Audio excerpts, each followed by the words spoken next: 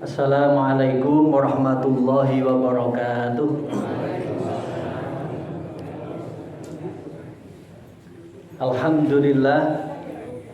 Alhamdulillahi rabbil alamin, wassalatu wassalamu ala asyrafil anbiya'i wal mursalin wa ala alihi wa ashabihi ajma'in, amma ba'du. Qala Allah ta'ala fil Qur'anil Karim, a'udzu billahi minasyaitonir rajim. Inna a'tainakal kautsar fasholli li rabbika wanhar inna syani'aka huwal abtar. Al-ayah, sadaqallahul azim. Ibu, bapak, jamaah rahimakumullah, alhamdulillah kita bersyukur pada Allah Subhanahu wa taala atas rahmat dan ridhonya. Pagi hari ini kita masih diberikan sehat sempat, sehat nih, sehingga bisa bersama-sama hadir di pengajian Sabtu pagi pada hari ini. Semoga hadir kita ini dicatat termasuk sebagai bagian dari takwa kita kepada Allah Subhanahu wa taala. Amin. Salawat serta salam semoga senantiasa terlimpah dari Rasulullah Muhammad sallallahu alaihi wasallam beserta keluarga, para sahabat dan seluruh umatnya, insya Allah termasuk kita semuanya. Amin. Bapak Ibu jamaah rahimakumullah, suwe ora jamu. Suwe banget ya. Sudah lama tidak bersua. Alhamdulillah pagi ini kita bertemu kembali karena memang pandemi juga 2 tahun lebih. Pagi hari ini monggo bareng-bareng kita bersama-sama mengaji terkait dengan kurban, syariat, hakikat, dan barangkali asarnya. Sebetulnya kurban ini sudah tiap tahun kita laksanakan. Insya Allah ya sudah selalu kita memperbarui, tapi saya kira penting juga untuk kembali kita menengok bagaimana sih sebetulnya ketentuan-ketentuan yang terkait dengan kurban itu, dan kemudian sehingga kita bisa laksanakan lebih baik, kemudian juga ada asarnya bagi kita. Kira-kira itu pertemuan kita hari ini. Tentu kita perlu memulai itu dengan supaya jelas ruang lingkupnya itu, kita awali aja dengan takrif, dengan pengertian dari kurban.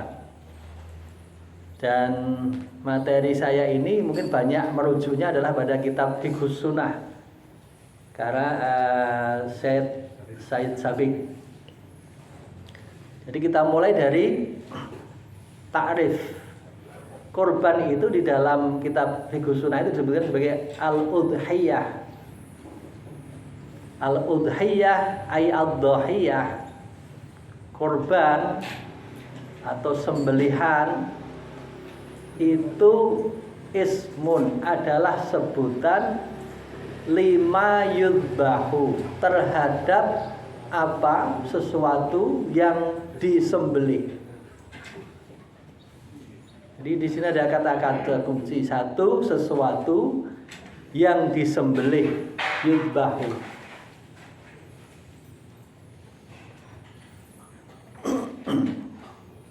Yang disembelih itu apa?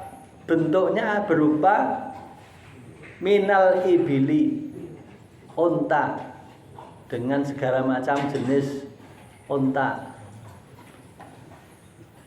Wal baqori, sapi, dengan berbagai macam jenis sapi. Kan kita mengenal sapi juga bermacam-macam ya. Wal ghanami, dan kambing, dengan berbagai macam jenis kambing. Ono sing kacang, ono sing kambing gembel, ada yang Jawa dan seterusnya. Jadi ini sudah membatasi, yang disembelih ya hanya 3 macam itu: unta, sapi, kambing.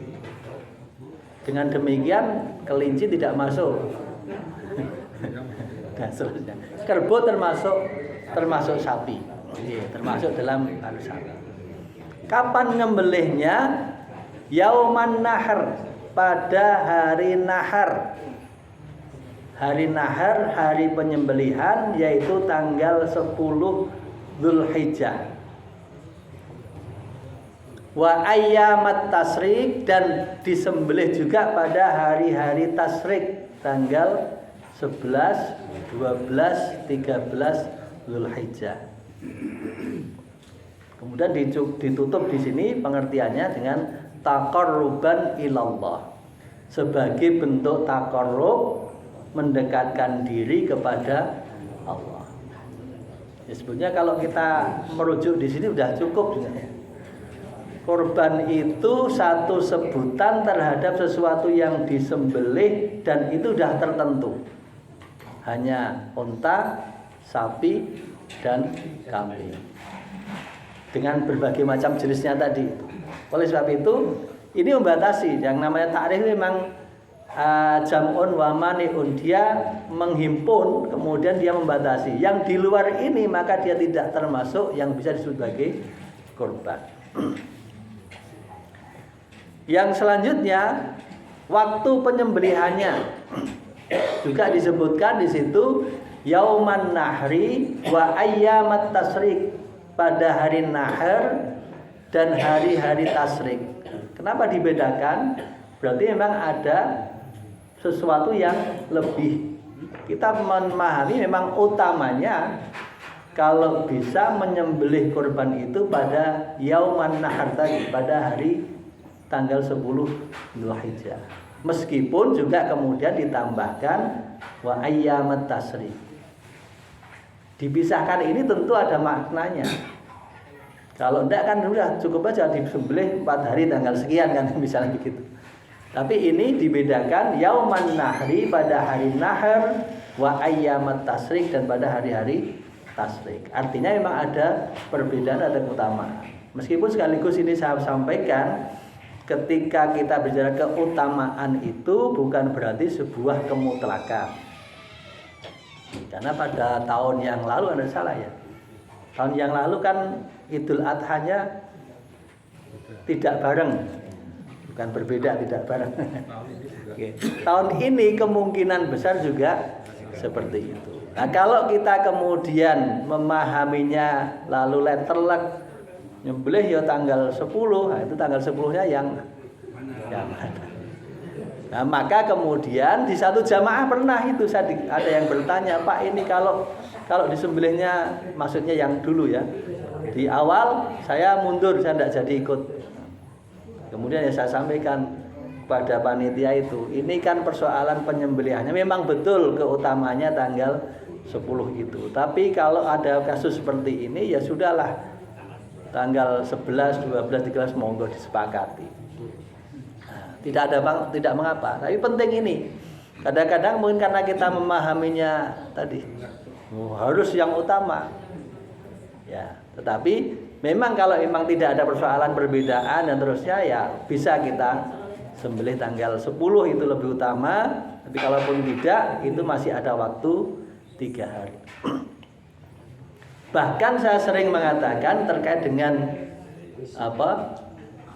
orang yang tidak bisa berkorban. Mungkin saat ini kan kita sudah sama-sama panitia korban sudah sama-sama menghimpun. Sinten yang badai korban sudah pada mendaftar. Lalu kemudian kita itu ada yang sudah mendaftar, ada yang belum. Aku kayaknya kok tahun ini tidak korban. Itu nanti di belakang yang kita sampaikan. Sebetulnya ya kalau kita mau mengatakan saya tahun ini tidak berkorban itu ya nanti setelah tanggal 13 raiso korban tenan baru kita mengatakan tahun ini tidak berkorban. Meskipun dalam konteks perencanaan sebaiknya memang sejak awal kita sudah ini ditakrif. Yang terakhir tadi taqarruban ilallah, ini saya kira kuncinya bahwa penyembelihan itu dilakukan pada hari nahar dan pada 3 hari tasrik, tidak lain tidak bukan hanya karena untuk taqarruban kepada Allah, mendekat bertaqarrub kepada Allah. Maka disebut kurban. Itu kan pendekatan diri kepada Allah. Dengan demikian Bapak Ibu jamaah rahimakumullah, ya kalau sembronone gitu ya guyonane, itu kalau kita menyembelih pada tanggal 10 Dzulhijjah, yang disembelih juga sapi atau kambing atau unta bahkan begitu, tapi bukan karena Allah, karena kita bakul daging sapi, karena kita bakul sate kambing, maka ya itu tidak termasuk korban. Itu guyonannya gitu. Karena tadi sudah membahas taqarruban ilallah, tujuannya untuk taqarrub kepada Allah. Kalau tadi tujuannya dijual, kemudian tujuannya untuk jadi apa? Untuk dodolan sate kambing, ya tidak termasuk di situ. Maka ini juga membatasi juga terkait dengan, maaf Bapak Ibu, ketika ada misalnya, sekali lagi kita agak berkembang ya dari takrif, dari banyak pertanyaan sering-sering kita bertanya itu. Kemudian misalnya ketika ada korban yang normalnya kan secara umum kita pahami sapi itu 7 orang. Kemudian ternyata yang urunan agak wong 6. Baru 6, ini cari tambah satu lagi, siapa ini ya? Ternyata ada tukang jual daging. Aku tak gabung sisan, tapi tujuannya bukan untuk korban, tapi kebagian kan tak jual sebagai. Ya itu termasuk tidak boleh kan gitu. Bahkan 6 orang saja itu udah cukup untuk daripada dicampuri, maaf ya, dengan yang niatnya berbeda tadi. Wallahu alam. Jadi saya kira itu hal-hal yang, jadi ketika kita membatasi takrif ini, membatasi hal-hal yang di luar itu, maka tidak termasuk korban. Ini Bapak Ibu jamaah rahimakumullah pengertiannya korban. Apa yang sudah kita lakukan tiap hari, setiap tahun juga sudah. Tapi ini untuk mengingatkan kembali, itulah sebetulnya korban. Kemudian dasarnya, syariatnya kita juga sudah sering mendengar firman Allah, surat terpendek dalam Al-Quran, Al-Kautsar, a'udzubillahi minasyaitonirrajim, inna a'tainakal kautsar, sesungguhnya kami Allah telah memberikan kepadamu Al-Kautsar. Al-Kautsar itu nikmat yang sangat banyak. Jadi sebelum Allah memerintahkan berkorban itu, Allah berikan penjelasan dulu, jane kowe iki wis tak naik nikmat sing akeh. Kadang-kadang kan kita tidak merasa nek terkadang kadang-kadang kita merasa aku iki wong ora duwe kok. Kita tidak punya. Oleh Allah kemudian dibuka dulu bahwa kamu itu sudah kami berikan nikmat yang sangat banyak. Yang mungkin selama ini kita memahami nikmat itu lebih kemudian sangat terbatas kepada materi. Tapi sebetulnya nikmat Allah itu kan termasuk ya apa ya, kesehatan yang kita miliki, kemudian apa ya, ketentraman hidup keluarga kita itu juga nikmat. Yang nyatanya sehat itu nggih mahal gitu. Sehat itu mahal dan itu nikmat Allah, tapi mungkin tidak begitu kita hitung. Baru kerasa kalau kita sakit. Jebulno mreksake iki saiki. Ya, maka itu nikmat yang sangat banyak. Sehingga dalam konteks yang lain, wa in ta'uddu nikmatallahi, apabila engkau menghitung nikmat Allah, la tuhsuha, kamu tidak akan mampu menghitungnya. Ya, ini sekedar contoh ya. Anak saya kemarin sebelum Ramadan itu jatuh nubruk mobil. Hanya nih. Nek wong Jawa untung. hanya giginya itu rada mlebu. Niki ya benake niku ya nggih muni ngoten. Artinya apalagi kebetulan alhamdulillah dokternya ya isih keluargane dadi rada. Jadi kalau memang itu kemudian dihitung ternyata sekedar untuk membetulkan satu gigi misalnya itu, ya ini satu contoh. Jadi Allah buka dulu kesadaran kita bahwa kita sudah diberikan nikmat yang sangat banyak. Maka fasholli li rabbika, maka sholatlah kamu untuk Tuhanmu, hanya kepada Tuhanmu. Jadi perintahnya adalah sholat. Fasholli li rabbika wanhar, kemudian berkorbanlah. Dari ayat ini memang kemudian ada timbul di dalam tafsir itu. Pertama maknanya adalah memang ini perintah sholat pada umumnya. Wis diparing nikmat sing akeh ya mbok do sholato. Mung sholat wae kok. Tapi kula ben niki ben gampang. Ya nyatanya betul Pak, saya itu maaf ya, saya sekarang di Gawang Ngemplak. Setiap pengantin yang daftar itu saya berikan 2 lembar kertas, ya semacam kuesioner begitu. Tinggal munderi wae ben rasa ngisi, munderi saja. Di antaranya misalnya sholat itu ya. Sholat itu ya tidak kadang-kadang. Lho betul jebak niku. Baik A B C D, baik sekali, baik cukup, sedang. Baca Quran juga begitu. Ternyata tidak sedikit, saya tidak mengatakan banyak ya. Tidak sedikit yang kemudian ngisinya itu misalnya B itu udah baik. Kenapa Anda milih baik? Pertanyaan kemudian berikutnya. Itu setelah itu kan kemudian saya tanya, kok milih munderi B ngopo Mas Mbak? Karena saya itu ya memang sudah sholat Pak, tapi kadang-kadang subuhnya jam 8. Kalau kadang-kadang waktu zuhur asar itu kelewatan. Ternyata gitu. Jadi karena apa? Karena kerja. Yang tadi jam 8 itu baru kemarin, yang daftar kemarin. Kenapa kok jam 8 Mbak Putri ini? Karena saya malam itu nunggu laundry sampai laundrynan sampai kemudian jam 10 malam.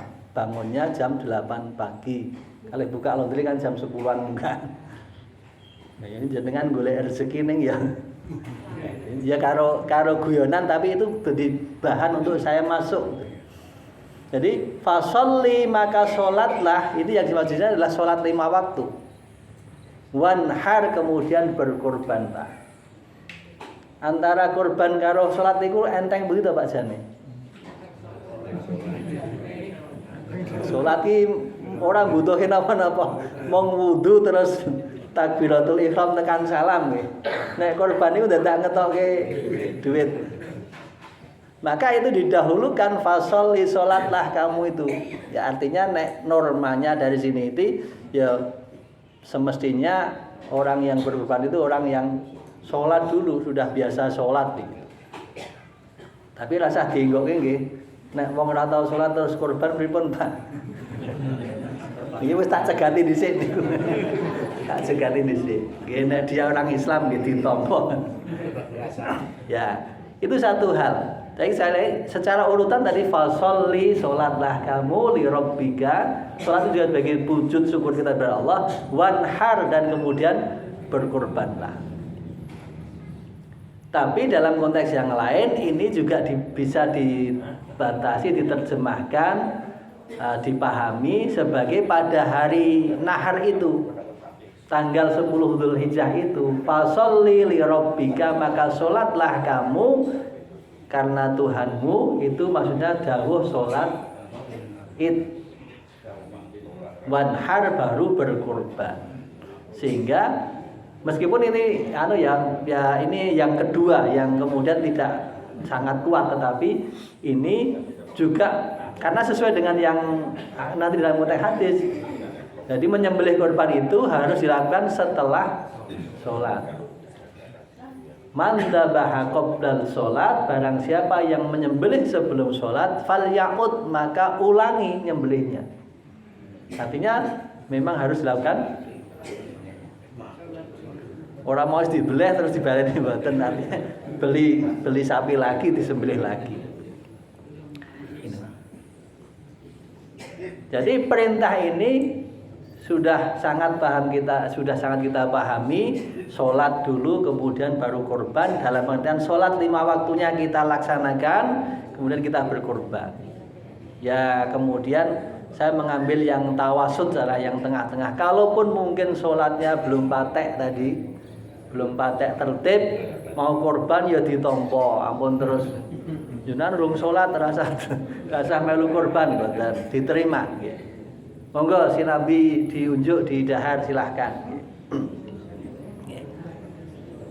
Menikah Bapak Ibu. Jadi ya. Salat Islam mutlak. Oh iya, kalau Islamnya mutlak ya. Ya orang Islam. Kalau orang tidak Islam kurban pripun? Ya mestinya.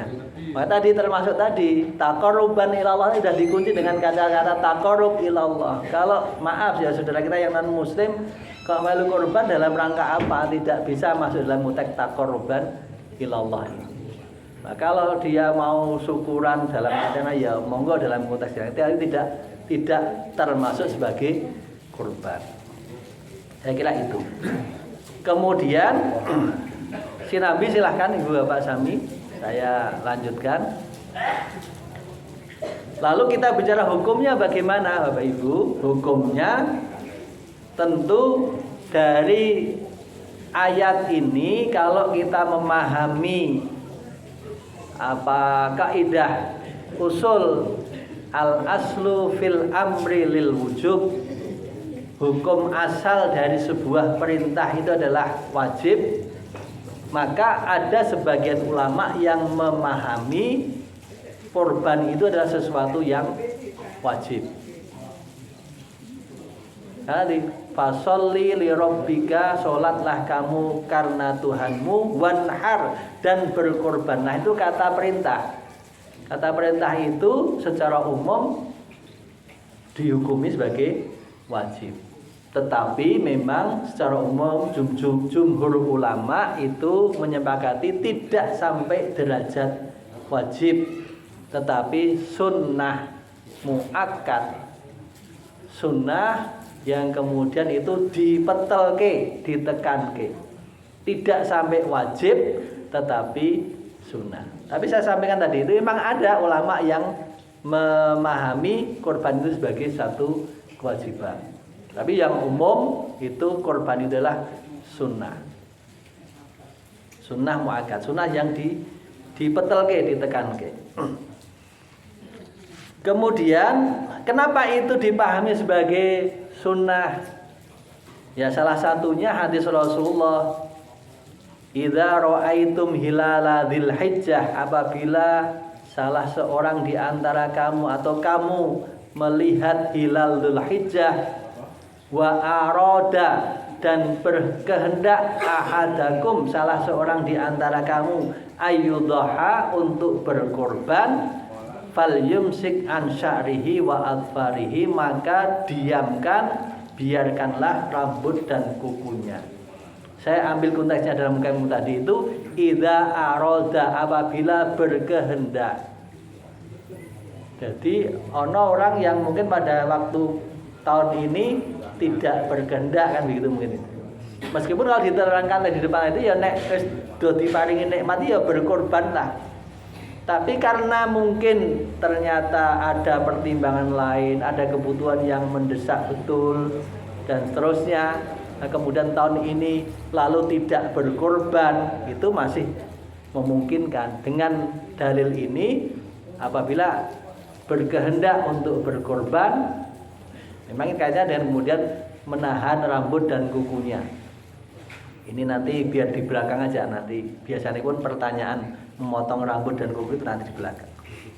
Tapi saya ambil yang hukumnya tadi. Hukumnya apabila berkehendak. Sehingga sering sudah kita sampaikan Bapak Ibu jamaah rahimakumullah. Jadi memang kita diperintahkan untuk berkorban itu ya bukan kemudian, ini yang paling minimalis ya. Minimalis ya nek iso ki ya setidaknya seumur hidup sekali. Tapi kalau semua orang punya pemahaman demikian, ya bukan. Tapi memang ya seperti itu yang minimal. Bahkan kemudian kan kalau kita kembali pada Rasulullah itu bahkan Rasulullah memberikan mendoakan orang yang belum bisa berkorban. Maka ini korbanku dan korban umatku yang belum berkorban. Itu artinya ya memang dimungkinkan ada orang yang tidak bisa berkorban. Kemudian, Ibu Bapak jamaah rahimakumullah, keutamaan korban. Ma'amila adamiyun, tidak ada amal anak Adam, manusia, min amalin, dari amal-amal yang yauman nahri, pada hari nahar, pada tanggal 10 Dzulhijjah, termasuk kemudian di sini adalah 11, 12, 13 Dzulhijjah. Ahabbu ilallah, yang lebih dicintai oleh Allah, min ihraqid dam, kecuali atau daripada mengalirkan darah. Darah korban nggih. Tadi bukan mengalirkan darah. Sekarang baru main agak rame itu halal darahnya. Jadi yang mengalirkan darah ini adalah mengalirkan darah korban. Tidak ada amal manusia yang lebih dicintai oleh Allah pada hari nahar selain mengalirkan darah korban. Innahu, sesungguhnya amal itu, perbuatan mengalirkan darah korban berkorban itu, layakti yaumal qiyamati, akan sampai pada hari kiamat, biquruniha, tanduknya, wa asy'ariha, rambutnya, wa adlafiha, dan kukunya. Jadi tanduk, rambut, dan kukunya itu akan menjadi saksi pada hari kiamat. Wa innad dama, dan sesungguhnya darah itu layaqa'u minallah, telah sampai di sisi Allah, saja diterima oleh Allah Subhanahu wa taala, bimakanin, di satu tempat, qabla ayyaqa'a minal ardi, sebelum darah itu sampai menyentuh tanah. Betapa cepatnya pahala korban itu diterima oleh Allah. Kalau kita sembelih, sembelih itu kan dalam waktu berapa detik, yaitu darah sampai ke tanah. Tapi pahalanya sudah sampai kepada Allah sebelum darah itu sampai ke tanah. Betapa cepatnya pahala korban itu sampai di sisi Allah Subhanahu wa taala.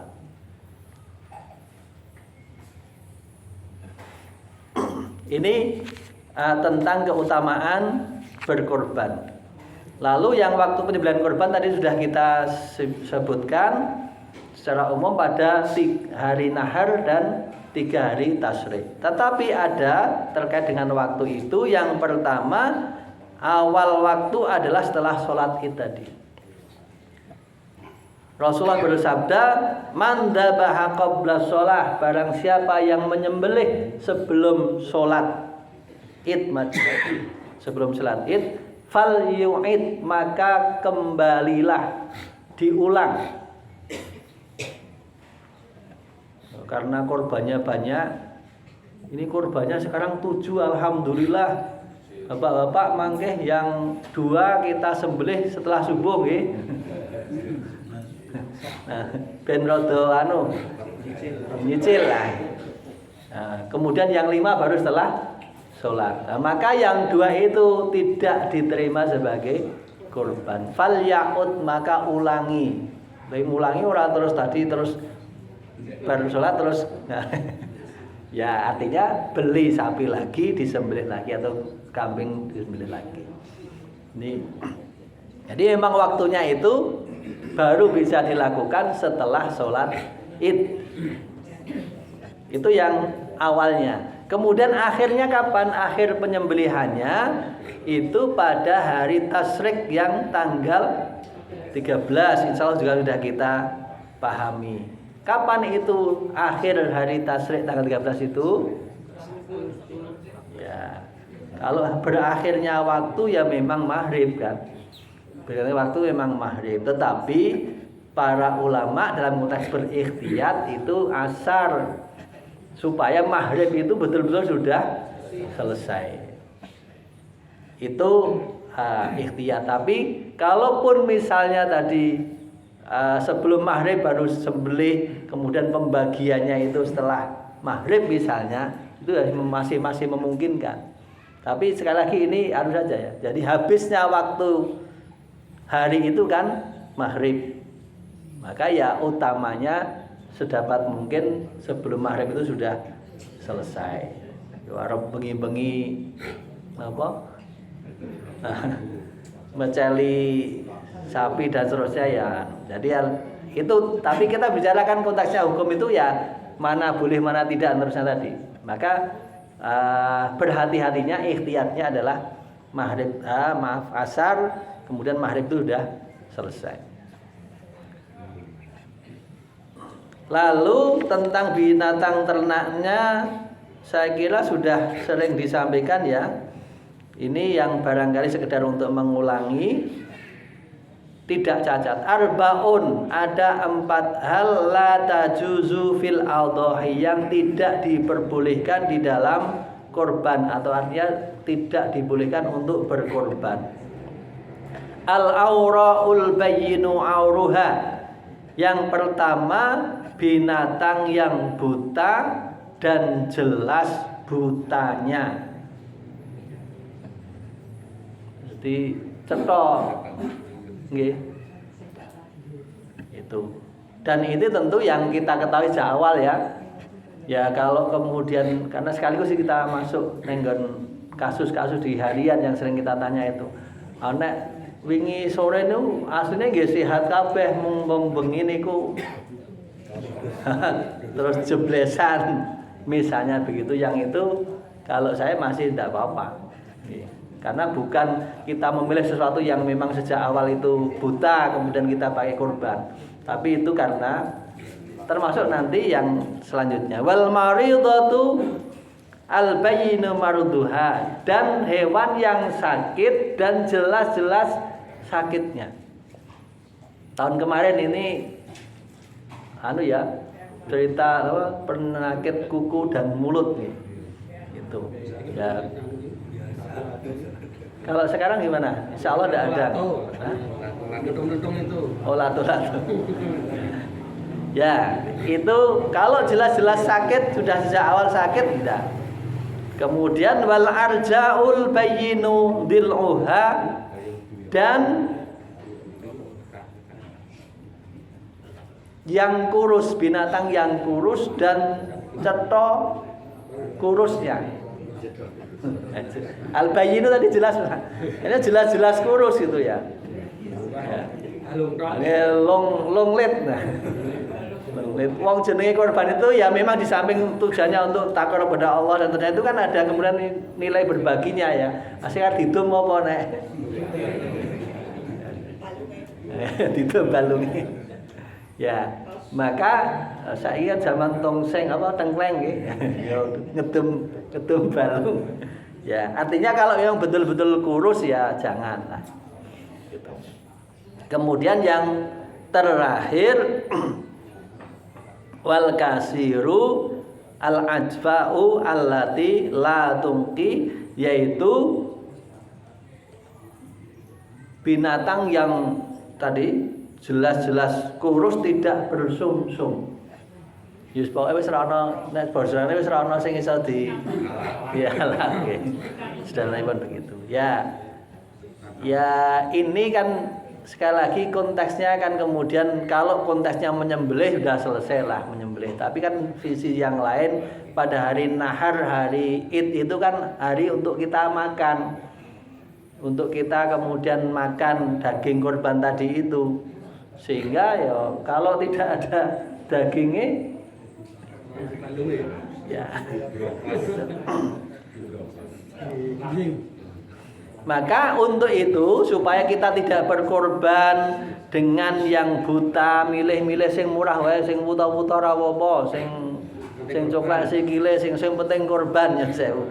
Allah paring pangandika Ali Imran 892, lan tanalul birra kebaikan tidak bisa dicapai hatta tunfiku mimma tuhibbun, sehingga engkau menafkahkan mimma tuhibbun, dari apa yang engkau sukai. Artinya ya dimaksimalkan lah kalau mau sedekah, mau korban itu semaksimal mungkin. Wa ma tunfiku min syai'in, dan apa yang kamu nafkahkan dari segala sesuatu itu fa innallaha bihi alim, sesungguhnya Allah Maha mengetahui. Artinya sekali lagi Bapak Ibu Sami, korban itu ya kita maksimalkan juga. Kalau memang kita mampu lebih banyak, milih binatang yang baik, bahkan sapi satu pun boleh satu orang. Bahkan sapi satu pun boleh satu orang. Misalnya seperti itu. Ya saya kira 1-2 kalau kita melihat ya orang-orang yang berada itu ya sudah ada seperti itu ya, korban satu, jadi artis-artis dan seterusnya itu ya, atau pejabat-pejabat, bahkan malah le korban ramung siji nggih. Presiden le korban ning ngendi-endi kono misalnya Allah. Ya. Jumlah hewan korban sudah nggih, 1 kambing untuk 1 keluarga. Kemudian 1 unta atau 1 sapi bisa mewakili 7 orang. Tapi 7 itu bukan mutlak. Artinya kalaupun 6 orang atau 5 orang pun juga tidak masalah. Tadi daripada digabungi tadi yang tidak dalam konteksnya taqarruban ilallah, maka cukuplah yo nek sekarang misalnya iurannya kan rata-rata 3,5 nih sekarang. 3,5 kali 6 niku pinten? Ya saetuke sing kaya ngono kuwi mau wis. Syukur ada yang menambahi boleh. Nah, tidak harus dipaksakan 7 kemudian ternyata tidak ada. Nah, tapi insya Allah secara umum ini kan kita berbicara nggih, hukumnya gitu ya. Tapi insya Allah di masyarakat itu sudah, yo kok tambah rawopo, akhirnya ditambah lagi biar cukup untuk meskipun 6 orang jadi nambahi sing donge biasanya iurane 3,5 jadi 4 juta misalnya, itu saya kira tidak ada masalah. Lalu terkait dengan penyembelihan hewan korban, syarat dan tata caranya,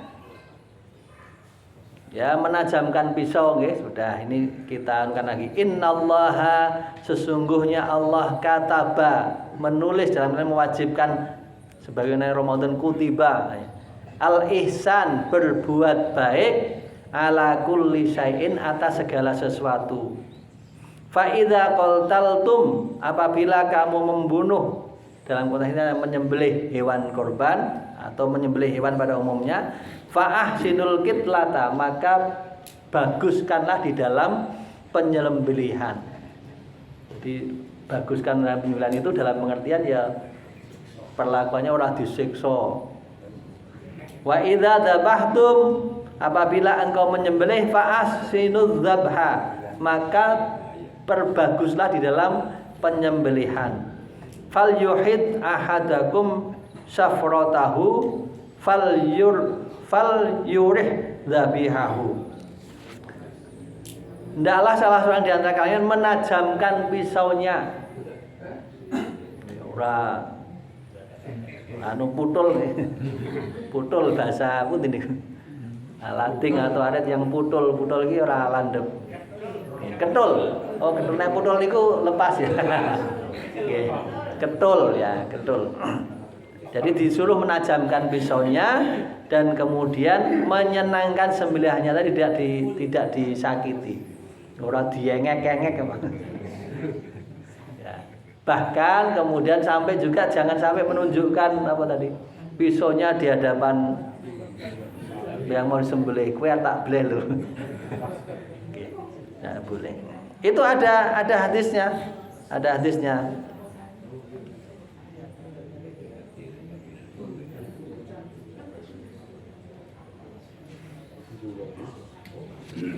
Saya ambil yang ini tadi.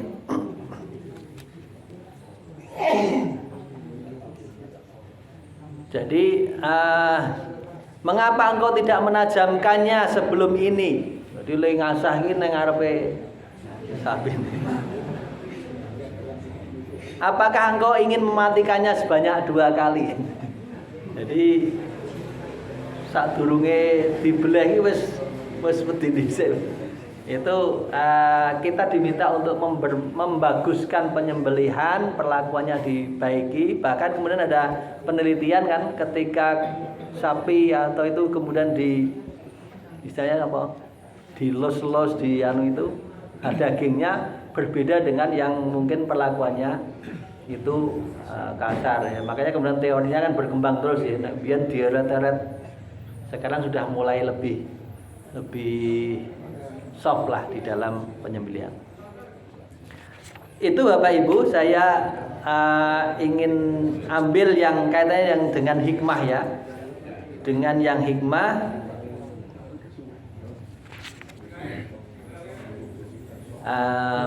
menjual kulitnya sudah dilarang, membayar untuk upah juga dilarang. Saya kira sudah sering disampaikan. Itu dalilnya mana? Dari Abi Thalib, amaroni Rasulullah sallallahu alaihi wasallam. Rasulullah sallallahu alaihi wasallam memerintahkan kepadaku, yaitu Abu Thalib,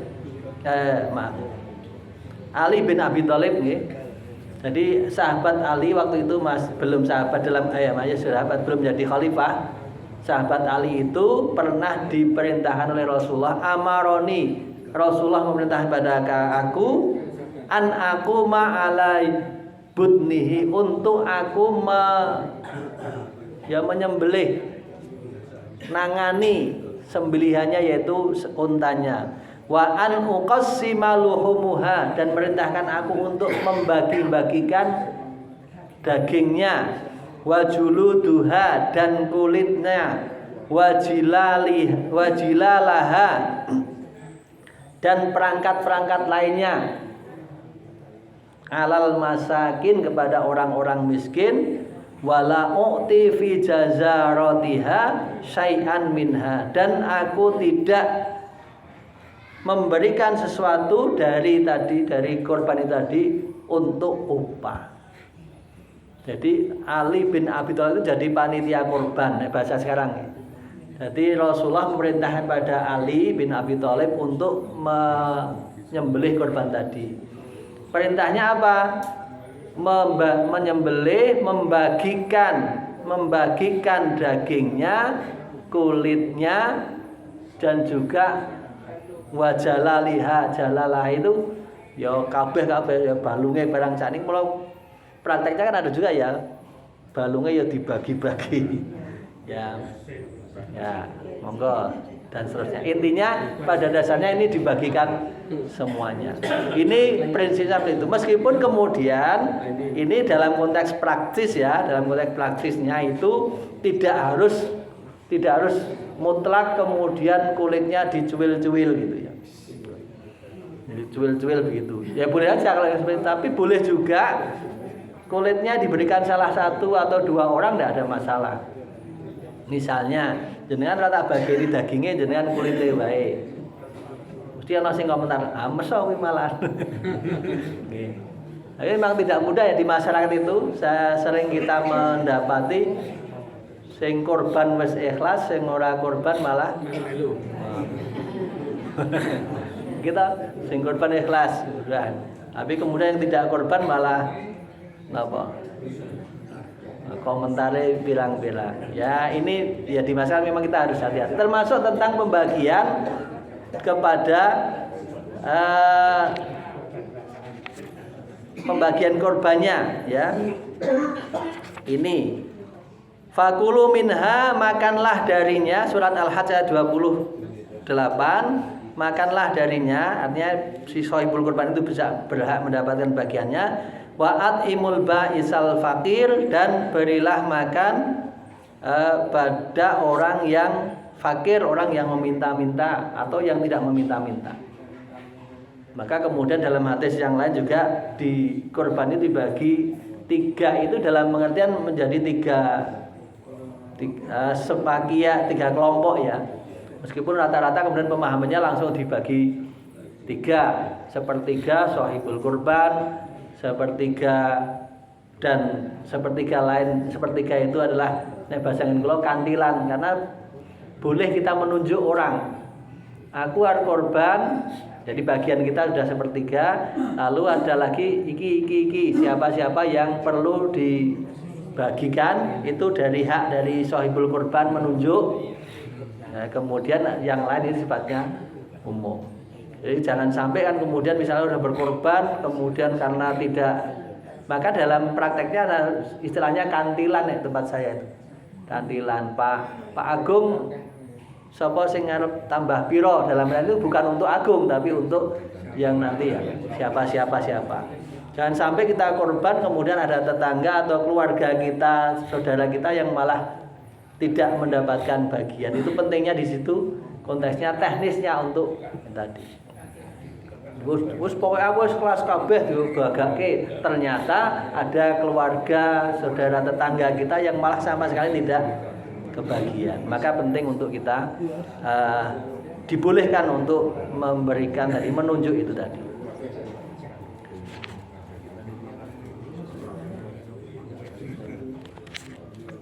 Orang kaya boleh enggak Pak dibagikan? Boleh. Okay. Lalu orang non muslim? Boleh, ya boleh. Tetapi memang teknisnya itu berbeda-beda. Kemarin saya juga baru dapat pertanyaan itu Pak. Jadi ada satu jamaah yang kemudian korbannya itu dihitungnya per jiwa. Hitungnya per jiwa. Pak ini anaknya sekian, Pak ini anak sekian. Ini ada ceritanya ini. Seorang dari satu jamaah, saya tidak sebutkan di mana tempatnya ya. Jamaahnya itu ada jamaahnya yang Islam anaknya 3 misalnya gitu. Ini yang non Islam anaknya 5. Kok malah itu kasih kono ya. Ya itu persoalannya saya ya itu persoalan teknis, tapi kadang-kadang di masyarakat itu lho Pak. Sekali lagi itu. Jadi panitia itu memang tidak mudah. Maka perlu disepakati di awal seperti apa. Kalau di tempat kami itu ya memang dibedakan. Yang muslim katakanlah 1 kilo per kakak kalau tempat kami, kemudian yang non muslim itu 8 on. Jadi ada bedanya. Nah, kemana ada yang tadi pertanyaan? Ya bedanya boleh, ya enggak apa-apa. Mau disamakan juga enggak apa-apa. Tapi tadi ketika ada kasus bukan di tempat saya, tapi ada pertanyaan dari jamaah itu, sing non muslim malah itu luwih akeh mergone anake. Ya. Kenapa sih kita boleh memberikan kepada yang non muslim itu? Di antaranya adalah untuk hadiah dan untuk dakwah. Ya, jadi untuk dakwah dan seterusnya. Melembutkan hati orang-orang muslim itu. Saya ingin tutup ini dengan hikmah dari korban ini apa?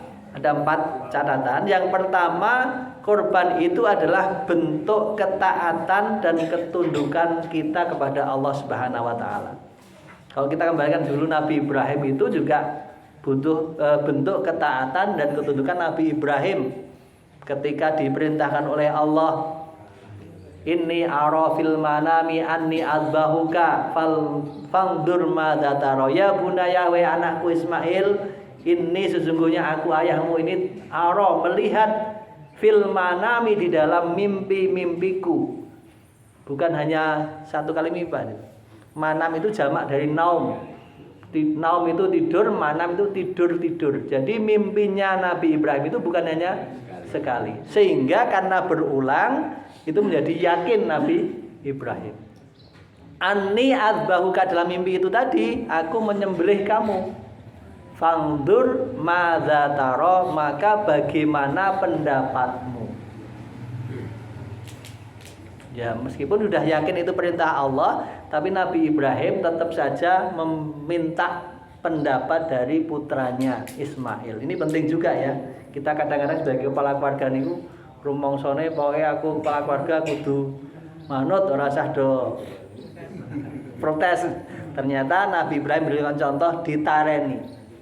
Tapi karena anaknya si Ismail itu adalah anak yang soleh, yang dididik oleh ibu juga yang baik, maka jawabannya adalah ya abatif al, wahai ayah lakukan. Ini anak-anak sekarang kira-kira bapak wae sing tak boleh Ya, naudzubillah min dzalik. Ya, yang tadi yang anak-anak yang suka. Tapi karena anak Ismail adalah anak yang soleh, anak yang baik, maka jawabannya ya abatif al, wahai ayah lakukan. Maka insya Allah kau temui aku sebagai orang-orang yang sabar. Satajidu insya Allah minas sabirin. Jadi itu satu. Jadi butuh bentuk ketundukan Nabi Ibrahim kepada Allah diperintahkan, bahkan anak sendiri pun diperintahkan korban ya disembelih. Meskipun pada akhirnya kemudian diganti karena ketundukan itu kemudian Allah menggantinya dengan kebaikan, diganti dengan sembelihan. Sekarang ini jadi binatang sembelihan ya. Tapi intinya kalau orang itu betul-betul tunduk pada Allah, taat pada Allah, insya Allah Allah akan memberikan ganti. Jadi kalau kita diperintahkan korban, ya kemudian kita korban, insya Allah juga akan diganti. Itu yang pertama. Yang kedua, korban itu bentuk kemampuan bersyukur. Tadi di awal, terus diparingi pirang-pirang nih wow, seberapa kita bersyukur. Kalau menghitung-hitung ini, ya saat ini kalau dibutuhin ya oke, saat ini apa-apa agak larang. Apa balik? Niki ya syarat mlebu sekolah. Dan seterusnya. Tetapi karena kita bersyukur sudah diberikan keluarga yang baik, keluarga yang harmonis, keluarga yang sakinah, sehat terus ora ono apa-apa. Meskipun mungkin uang kita terbatas dan ada uang pada saat itu kemudian kita tidak terlalu segera dibutuhkan, lalu kita lakukan, itulah bentuk syukur kita kepada Allah. Fasholli li rabbika wanhar tadi itu karena kita sudah diberikan nikmat yang sangat besar. Yang ketiga, korban itu hikmahnya, hakikatnya adalah menyembelih hawa nafsu. Saya kira sudah sering disampaikan juga. Di nafsu, kalau tadi secara lahiriah nahar menyembelih itu yang menyembelih hewan korban, tapi makna yang kedua adalah menyembelih nafsu-nafsu hewaniyah. Yang kita rakus, yang kita tamak, yang kita kemudian suka mengalahkan orang lain dengan cara yang itu kita sembelih, kita hilangkan. Makna majazinya tadi menyembelih sifat dan karakter kebinatangan. Ini yang saya kira juga perlu kita ambil hikmahnya. Jadi yang keempat itu membangun hubungan sosial atau horizontal. Jadi membangun hubungan dengan sesama kita. Jadi dengan berkorban tadi itu kita berbagi, saling memberikan berbahagia pada hari raya dan seterusnya, itu adalah membangun konteks. Jadi ada korban itu setiap ibadah termasuk dalam ini ada korban, itu ada unsur hablum minallahnya sebagai ketaatan pada Allah, juga ada unsur hablum minannasnya, jadi dengan berbagi kepada tetangga, sesama, keluarga dan seterusnya. Barangkali itu Bapak Ibu hadirin bahagia, apa yang kita kaji pada pagi ini memang ya kalau di Fiqh Sunnah itu panjang sekali, dan ini tadi tidak kita baca semuanya juga, sudah ringkesannya aja. Tapi moga-moga pokok-pokok sudah tersampaikan. Intinya ya korban sudah biasa kita laksanakan.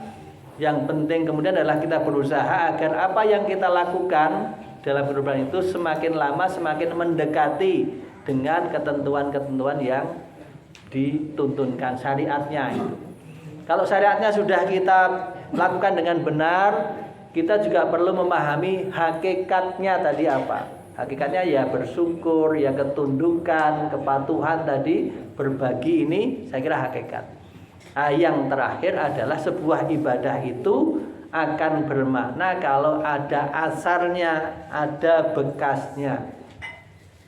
Pendak tahun korban, saya nggih, ning karo tanggane ya isih ora tau, maaf.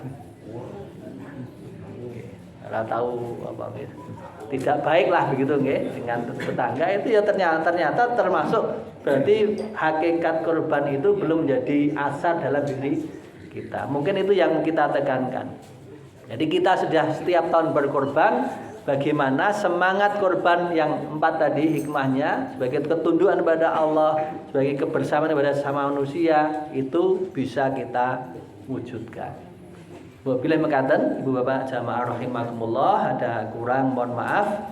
Kita akhiri. Assalamualaikum warahmatullahi wabarakatuh.